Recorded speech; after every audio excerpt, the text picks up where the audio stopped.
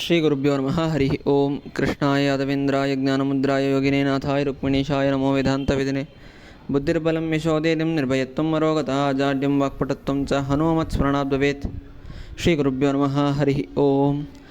ರುದ್ರದೇವರು ಸನತ್ ಕುಮಾರರಿಗೆ ಈ ಹಯಗ್ರೀವ ಜಯಂತಿ ಮಹೋತ್ಸವವನ್ನು ಹೇಗೆ ಆಚರಣೆ ಮಾಡಬೇಕು ಎನ್ನುವುದನ್ನು ಹೇಳಿಕೊಡ್ತಾ ಇದ್ದಾರೆ.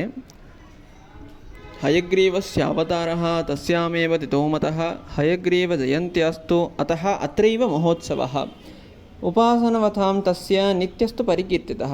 ಈ ಹಯಗ್ರೀವ ದೇವರ ಅವತಾರವಾದದ್ದು ಇದೇ ಶ್ರಾವಣ ಮಾಸದಲ್ಲಿ. ಅದರಿಂದ ಈ ಶ್ರಾವಣ ಮಾಸದಲ್ಲಿ ಎಲ್ಲರೂ ಕೂಡ ಹಯಗ್ರೀವ ದೇವರ ಉಪಾಸನೆಯನ್ನು ಮಾಡಬೇಕು.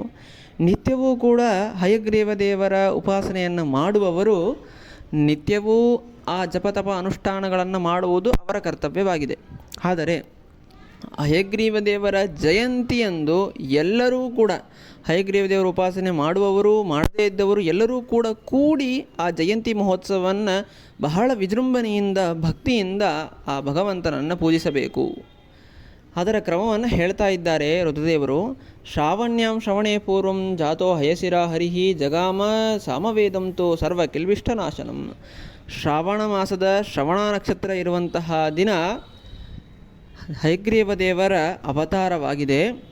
ಅವತಾರವಾಗ್ತಾ ಇರಬೇಕಾದರೆ ಹಯಗ್ರೀವ ದೇವರು ಸಮವೇದವನ್ನು ಘೋಷಣೆ ಮಾಡ್ತಾನೆ ಅವತಾರವನ್ನು ಮಾಡ್ತಾ ಇದ್ದಾರೆ.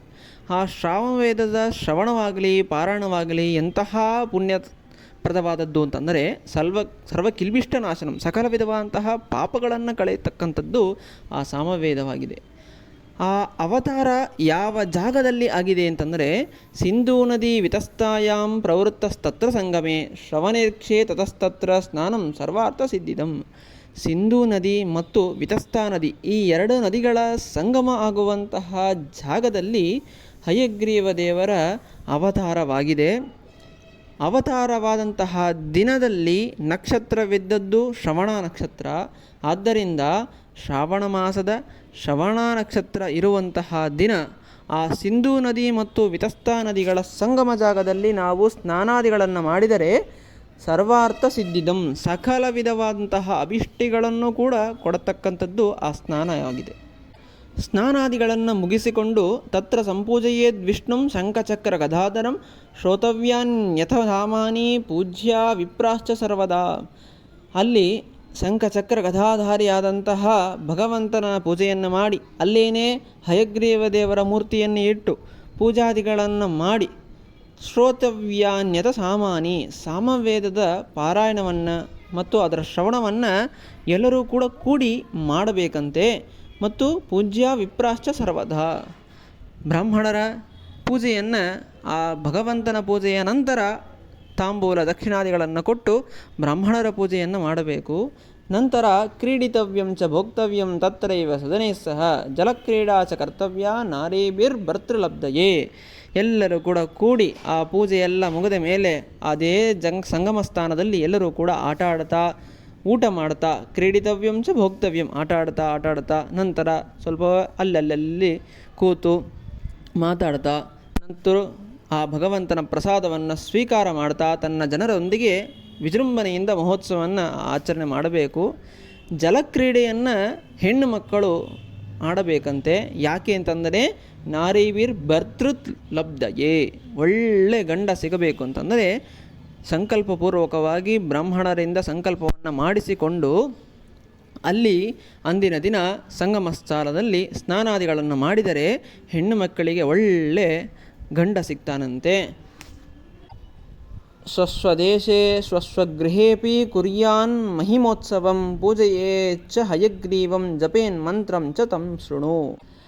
ಆ ಸಿಂಧೂ ನದಿ ಮತ್ತು ವಿತಸ್ತಾ ನದಿಯ ಸಂಗಮ ಜಾಗದಲ್ಲಿ ಹೋಗಿ ಇಷ್ಟೆಲ್ಲ ಪೂಜಾ ವಿಧಾನಗಳನ್ನು ಮಾಡಲಿಕ್ಕೆ ಆಗದೇ ಇದ್ದವರು ತಮ್ಮ ತಮ್ಮ ಮನೆಯಲ್ಲಿ ತಮ್ಮ ಜಾಗದಲ್ಲೇ ಕುಳಿತುಕೊಂಡು ಈ ಯಾವ ಹಯಗ್ರೀವ ಮಂತ್ರದ ಜಪವನ್ನು ಮಾಡ್ತಾ ಮಹಿಮೋತ್ಸವವನ್ನು ಆಚರಣೆ ಮಾಡಬೇಕು ಅಂತ ಹೇಳ್ತಾ ಇದ್ದಾರೆ ರುದ್ರದೇವರು.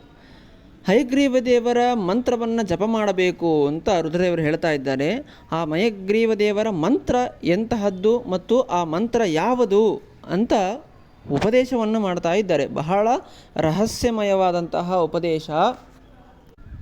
ಪ್ರಣವಾದಿರ್ ನಮಃಶಬ್ದಃ ತಥೋ ಭಗವತೆ ಇತಿ ಧರ್ಮಾಯಾತ ಚತುರ್ಥ್ಯಂತಂ ಯೋಜ್ಯಂ ಚ ಆತ್ಮವಿಶೋಧನಂ ಪುನರಂತೆ ನಮಃಶಬ್ದೋ ಮಂತ್ರಶ್ಚಾಷ್ಟಾಕ್ಷ ದಶಾಕ್ಷರಃ. ಪ್ರಣವಾದಿರ್ ನಮಃಶಬ್ದಃ, ಓಂಕಾರವನ್ನು ಮೊದಲಿಗೆ ಹೇಳಿ ನಂತರ ನಮಃ ಎನ್ನುವ ಶಬ್ದವನ್ನು ಉಚ್ಚಾರಣೆ ಮಾಡುತ್ತಾ ಭಗವತೆ ಇತಿ ನಂತರ ಭಗವತೆ ಎನ್ನುವ ಶಬ್ದವನ್ನು ಉಚ್ಚಾರಣೆ ಮಾಡ್ತಾ ಧರ್ಮಾಯಾತ ಚತುರ್ಥ್ಯಂತಂ ಯೋಜ್ಯಂ ಚ ಆತ್ಮವಿಶೋಧನಂ, ಧರ್ಮಾಯ ಆತ್ಮವಿಶೋಧನಾಯ ಪುನರಂತೆ ನಮಃ ಶಬ್ದೋ, ಕೊನೆಗೆ ಮತ್ತೆ ನಮಃ ಎನ್ನುವ ಶಬ್ದವನ್ನು ಪ್ರಯೋಗ ಮಾಡಿ ಓಂಕಾರವನ್ನು ಕೊನೆಯಲ್ಲಿ ಹೇಳತಕ್ಕದ್ದು. ಈ ಅಕ್ಷರ ಎಲ್ಲವನ್ನು ಕೂಡ ಕೂಡಿಸಿದರೆ ಮಂತ್ರಗಳ ಎಲ್ಲ ಅಕ್ಷರಗಳು ಕೂಡ ಸೇರಿ 18 ಅಕ್ಷರಗಳು ಆಗ್ತದೆ. ಆ ಮಂತ್ರ ಎಂಥದ್ದು ಅಂತಂದರೆ ಓಂ ನಮೋ ಭಗವತೆ ಧರ್ಮಾಯ ಆತ್ಮವಿಶೋಧನಾಯ ನಮಃ ಓಂ ಎನ್ನುವುದಾಗಿ. ಆದ್ದರಿಂದ ಎಲ್ಲರೂ ಕೂಡ ರಾಯರು ಹೇಳಿದ ಪ್ರಕಾರ ಮೊದಲಿಗೆ ಮತ್ತು ಕೊನೆಗೆ ಎರಡೂ ಕಡೆಯೂ ಕೂಡ ನಾವು ಓಂಕಾರವನ್ನು ಉಚ್ಚಾರಣೆ ಮಾಡಲೇಬೇಕು. ಇಲ್ಲವಾದಲ್ಲಿ ಶ್ರವತ್ಯನೋಂಕೃತಂ ಬ್ರಹ್ಮ ಪರಸ್ತಾಶ್ಚ ವಿಷೀದ್ಯತೆ. ಮೊದಲಿಗೆ ನಾವು ಓಂಕಾರವನ್ನು ಉಚ್ಚಾರಣೆ ಮಾಡದೇ ಹೋದರೆ ಪುಣ್ಯ ಎನ್ನುವುದೇ ಹುಟ್ಟುವುದಿಲ್ಲ. ಕೊನೆಗೆ ನಾವು ಓಂಕಾರವನ್ನು ಉಚ್ಚಾರಣೆ ಮಾಡದೇ ಹೋದರೆ ಬಂದಂತಹ ಪುಣ್ಯ ಹರಿದೋಗ್ಬಿಡುತ್ತೆ.